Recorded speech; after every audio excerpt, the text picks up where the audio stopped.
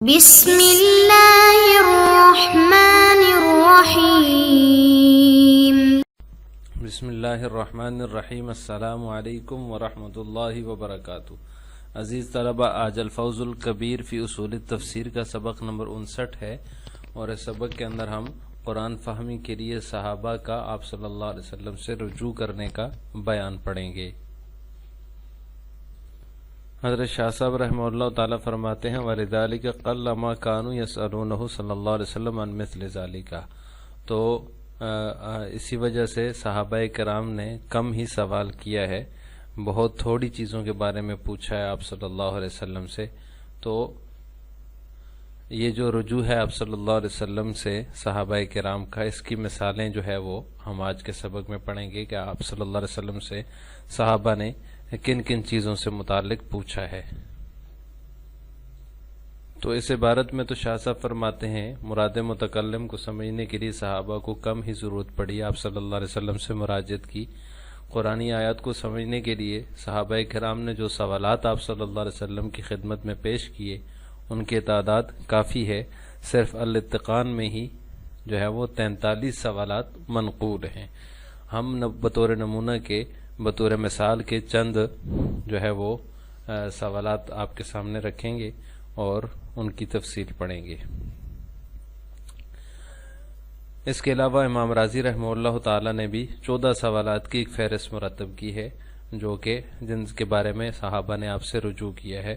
ان میں سے وَإِذَا سَأَلَكَ عِبَادِي عَنِّي فَإِنِّي قَرِيبٌ، نمبر 2 يَسْأَلُونَكَ عَنِ الْأَهِلَّةِ، نمبر 3 يَسْأَلُونَكَ ماذا يُنْفِقُونَ، يسألونك ماذا ينفقون قل العفو، يسألونك عن الشهر الحرام، يسألونك عن الخمر والميسر، يسألونك عن اليتامى، يسألونك عن المحيض،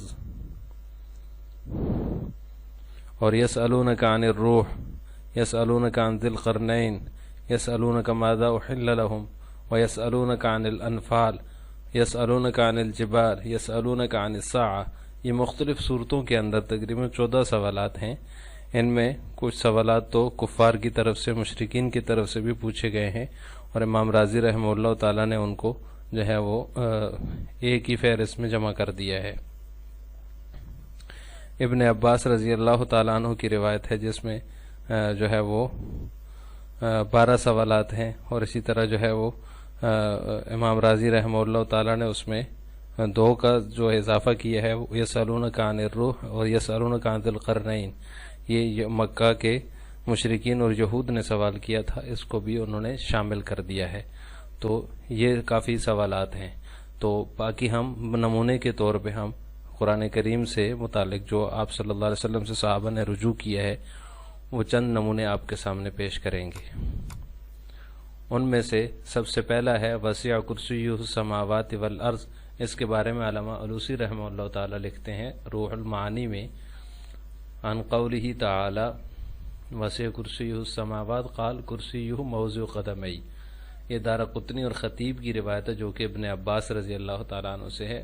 وہ فرماتے ہیں سئل النبی صلی اللہ علیہ وسلم، آپ صلی اللہ علیہ وسلم سے سوال کیا گیا، پوچھا گیا کرسی کے بارے میں۔ جب جو آیت الکرسی کی جو آیت ہے وسع کرسیہ السماوات والارض، کہ اللہ تعالیٰ کی کرسی آسمانوں اور زمین سے بھی وسیع ہے، تو اس کے بارے میں پوچھا گیا کرسی کیسی ہے، تو آپ نے فرمایا کرسیہ موضع قدمی۔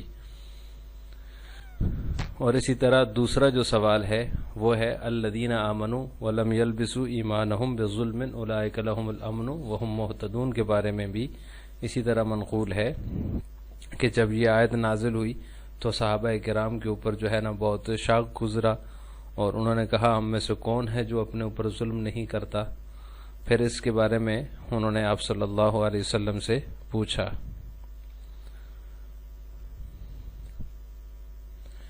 آپ صلی اللہ علیہ وسلم نے فرمایا وہ اس کا مطلب نہیں ہے جو تم سمجھ رہے ہو، بلکہ اس کا مطلب وہ ہے جو حضرت لقمان علیہ السلام نے اپنے بیٹے کو نصیحت کرتے ہوئے فرمایا تھا۔ وہ نصیحت یہ تھی یا بنی لا تشرک باللہ ان الشرک لظلم عظیم۔ تو آپ نے اس کی یہ تفسیر اور تشریح بیان کی کہ اس سے شرک مراد ہے، اور شرک جو ہے وہ سب سے بڑا ظلم ہے۔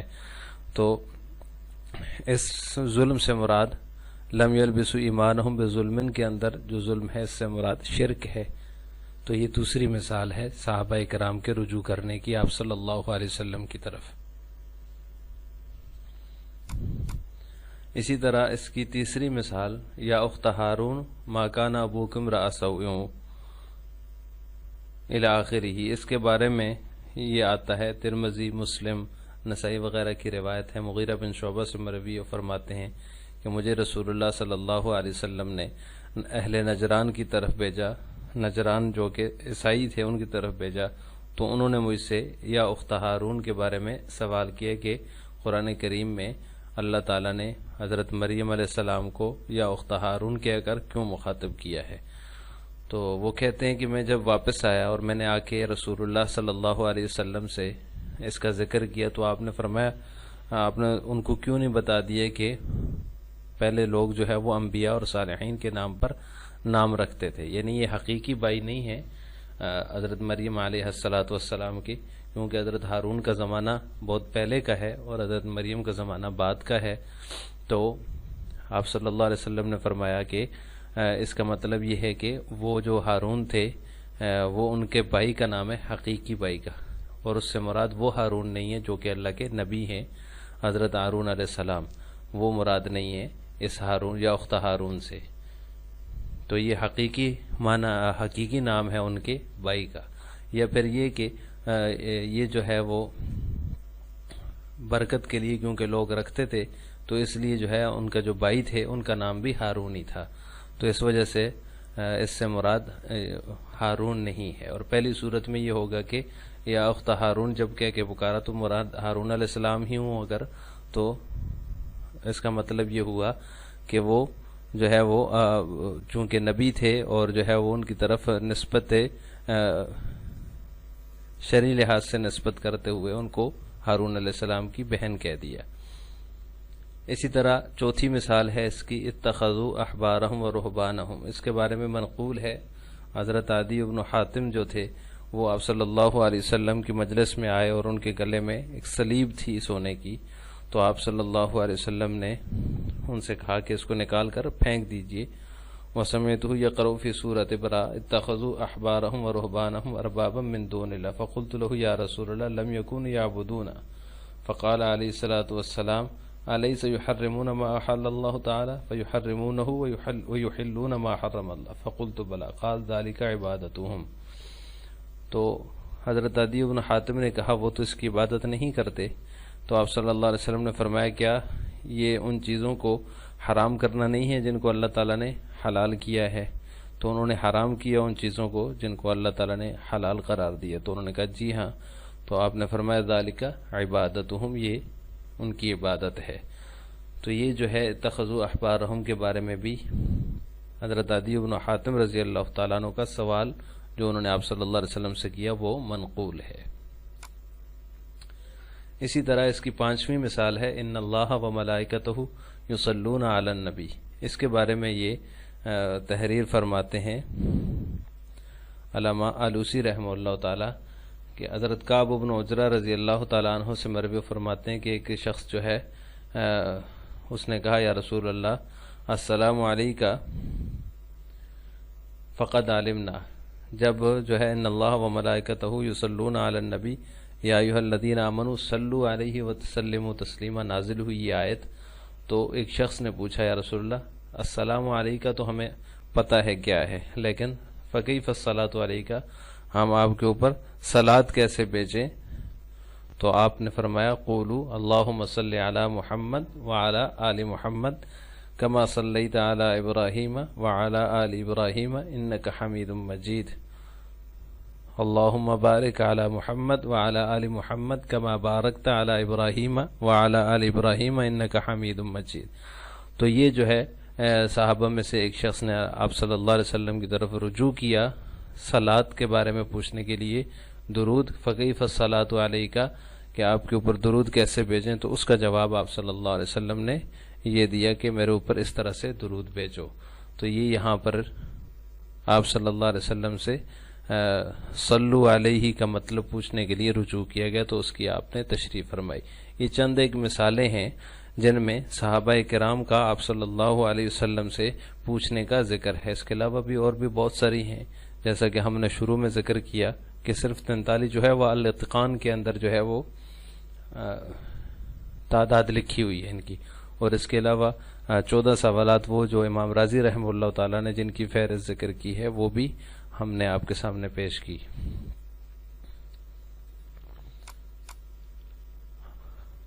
آج کے سبق کا خلاصہ یہ ہوا کہ ہم نے الباب الثانی کے تحت نظم قرآن کے معنی میں ابہام کے جو اسباب ہیں ان کا جو بیان چل رہا ہے، ان میں صحابہ کرام کے سوالات کی کچھ مثالوں کی تفصیل ہم نے پڑھی ہے۔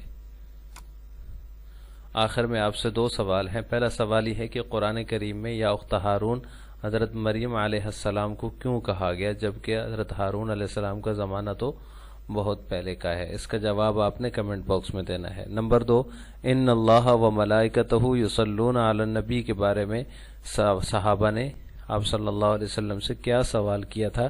اس کا جواب بھی آپ نے کمنٹ باکس میں دینا ہے۔ السلام علیکم ورحمۃ اللہ وبرکاتہ۔